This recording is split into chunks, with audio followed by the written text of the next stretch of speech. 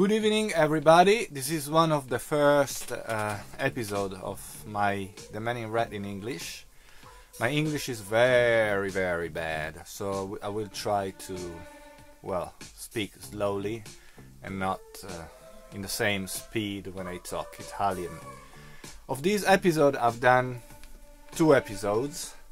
One is in English, one is in Italian. This is because putting subtitles would have been a very, very complicated operation, and I preferred to speak and say what I have to say in English and then in another episode in Italian. This post is called A Tribute to Donna Summer.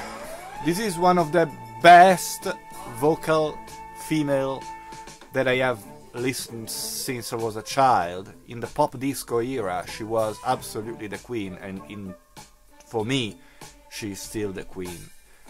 The first record that I have bought, or better, than my grandpa, which is also gone unfortunately, God bless him, was Bad Girls from Donna Summer. I'm now 44, so Bad Girls came out in 79 probably.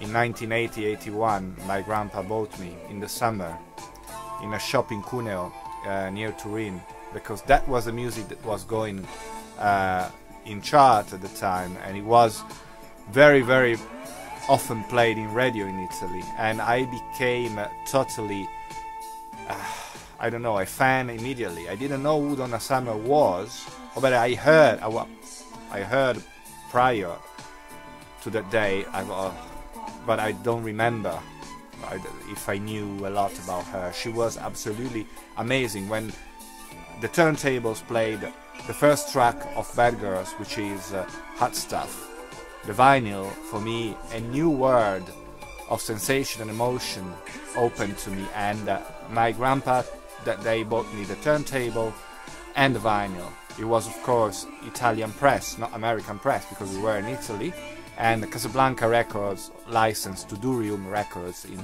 Milan the pressing of all of his release in exclusives. So technically Donna Summer was on Casablanca Durium. I remember that was one of the best moments of my life, and after that I start following the great Donna in all her production. I couldn't find now in my huge collection of records the original album, because I moved recently premises, and therefore most of the records are not where they were supposed to be, also because I'm a messy person. But what I found is another thing that I bought when I was a kid, which is, this is of course is the inner sheet of Thanks God It's Friday. Sorry, Thanks God It's Friday. And here Donna Summer play a role, which is, if I'm not mistaken, Nicole. It's an amazing film, because it's really funny. Of course, it's not obviously beautifully well acted, because I think Bogart, the CEO of Casablanca, was acting in it, and Bogart was not probably a professional actor. Many other people were acting there, and you could see they were not amazing in terms of acting. Some of the other members were pro actors, like for example this girl who played Jackie. I recently saw her bio on Wikipedia, and well, it's an amazing emotion to see when I saw this film, and to see that this music sounds quite groovy and catchy still today. And I feel sad today because the departure of Donna Summer from this world means it's also another testimony of the fact, it's also another element, quite concrete element, of the fact that disco, unfortunately, has now recently left us totally. Probably not recently, has left us, because until the 80s and the 90s, most of the legends that made the disco great were alive. After the new millennium, most of them have gone. It's terrible if you think how difficult it is for people like me, who is now in the middle, hopefully, I don't know, of his life, can cope with this, because I still I'm still alive, of course, but all the heroes that I saw on TV and all the people who were making records, I was dancing in club when I was a little boy, they are now gone. There is nothing, nothing, nothing. The only thing that remains is their music. The only thing that remains is their bios, some books written on them, you know, financial, economical exploitation, as usual, by the media, the corporation, and probably some sincere and honest attempt of biographers to, you know, write about their idols. But in general, these people leave to history all their great music and their excesses, their fears, etc., etc. When I was a little kid, I couldn't understand how people could felt so nostalgic about Charlie Parker or Billie Holiday. I liked a lot, and I still like a lot jazz. But now that Donna Summer has gone, I understand that if you leave a period of time where someone is some kind of hero for you, and you want to live forever in that era to a certain extent, and you understand that nothing is forever and everything has to be limited to a certain amount of time in life, and just because of this, Donna Summer, as all the heroes, most of the heroes that did disco, who have died, are unfortunately something that we only have memories of at the end of the day. Donna Summer was a great vocalist. Donna Summer was an amazing performer. I have friends who saw her live a couple of times, and she was a real tiger on stage.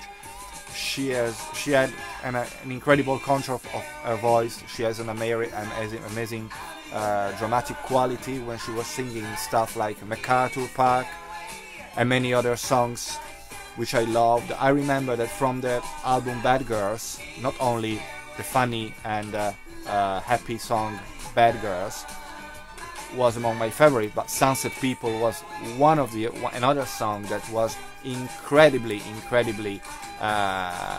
wonderful to me, and I still listen to it now. I remember that I was in Italy and there was a championship of disco dancing, and Sunset People was the track that was playing during the contest.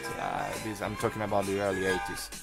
Of course, there are many other great things about Donna Summer. She teamed up with Quincy Jones at a certain point in her life when she departed, when she didn't work anymore with Giorgio Moroder, and she did the Fingers on the Trigger on Key West, an amazing track, an amazing, beautiful track. She also did previously a duet with the great Barbara Streisand, Enough is Enough. She did amazing stuff also in terms of singer earlier than that. The big track that launched Donna Summer was Love to Love Me Baby. And there are, of course, previous works that she did on YouTube. I recently saw an early appearance of Donna Summer, which is quite amazing. Well, in any case, what I want to say that we all have to remember these great artists, and even if you don't like disco, at least try to have a listen to Donna's records, and try to understand that disco was a way to make music, a way to express a certain kind of happy feeling, but disco was also a genre on itself, and just much more than a trend, because it has a genre which commercially, imposed also by the major after 76, 77, became the standard for many artists. And there were plenty of people who were not involved with disco, who did a disco, one or two disco records. Everybody had to cope with that, no? And the criticism that you can see in the Blues Brothers, when one of the club managers to whom the Blues Brothers talked to have their room, to have their gig, says, well, all the clubs that were before now are converted into disco clubs. And this, of course, was a film made in 78. 78 was one of the crucial years for disco. Its decline has already started, but it was at the peak. Quincy Jones, in his biography, said that in 1977 disco reigned supreme, and this is why he made an album like Sounds. And disco was the standard. Casablanca Records made a lot of stuff before disco, and a lot of beautiful, soulful, funky stuff, especially when it had the blue logo and not the Casablanca classic logo. with the camel, etc. But Casablanca, like many other labels to a certain extent, disco or not disco label, they were forced to do disco, because of course disco was what it was all about. There were just very few groups which stayed away from it in terms of dance music. Of course, then there was rock, there was the Led Zeppelin, etc., etc. But what is most important to note that Donna Summer reigned supreme over over many other acts in the disco pop field. Let's remember that I say disco pop because there is a lot of disco which is much less commercial than Giorgio Moroder's disco. Of course, Giorgio Moroder is famous, he made amazing tracks, he produced Lip Sync, he produced many other acts, he produced himself as Giorgio, EMC2, etc. But his commercial music and his pop music is beautiful music though, but it's very commercial. There is a lot of disco and a lot of stuff that Casablanca did which is much less commercial. So I don't want to, is not intended as an insult, of course, when I say Donna Summer was the queen of the disco pop. MacArthur Park is a beautiful song. I almost cried the first time I heard it. There was a lot of drama, etc. There was an element of pop in there was an element of disco, even the way some way the clavinet was played, that gave me the impression that there was an element of funk. Of course, funk is very far from Donna Summer production, and even Bad Girls, which is quite funky, it is not funk, it's a funk track with a lot of pop in it.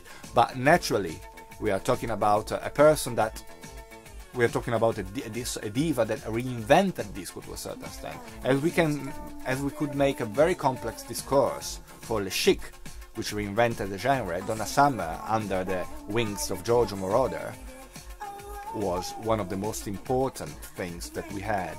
And therefore, with her death, unfortunately, it ends up an era. And it's strange, because when her recent album came out, Crayons, I think, I bought it on CD and I was happy because I said, wow, Donna Summer is back, wow, let's hope for a second career, because I really would like to have her back, you know, to a certain extent. She's a wonderful singer, even if her style has changed, because we are not anymore in the disco era. Well, that's fine, who cares, it's amazing, isn't it?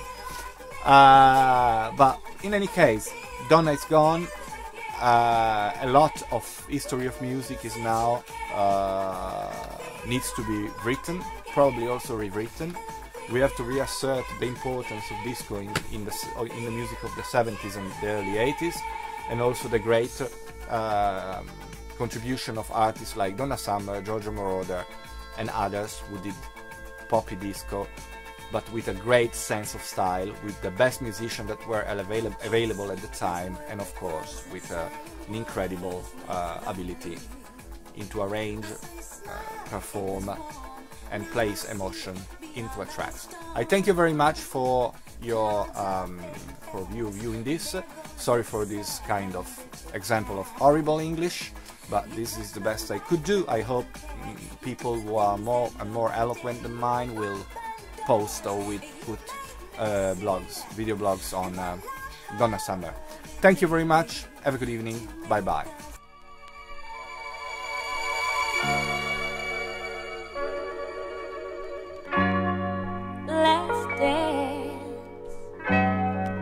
Let's dance for love.